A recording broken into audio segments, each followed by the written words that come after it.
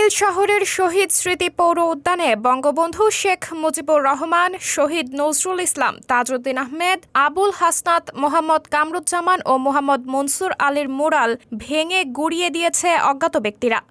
সোমবার ৩০ ডিসেম্বর রাত ৯:৩০টার দিকে ভেকু দিয়ে মুরালটি ভেঙে গুঁড়িয়ে দেওয়া হয়। স্থানীয়রা জানান, ছাত্র জনতার আন্দোলনের মুখে ৫ আগস্ট শেখ হাসিনা সরকারের পতনের পর মুরালের দুই পাশেই ভাঙা হয়েছিল। গতকাল সোমবার রাতে তা পুরোপুরি ভেঙে গুঁড়িয়ে দেওয়া হয়েছে।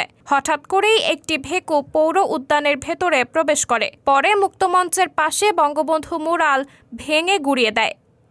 বঙ্গবন্ধুর মুরাল ছাড়াও সেখানে জাতীয় ৪ নেতার ছবি সম্বলিত মুরাল ছিল। টাঙ্গাইল সদর থানার ভারপ্রাপ্ত কর্মকর্তা জানান, এ বিষয়ে তাদের কাছে কোনো তথ্য নেই। সাবরিনা জলিল, সবার কথা।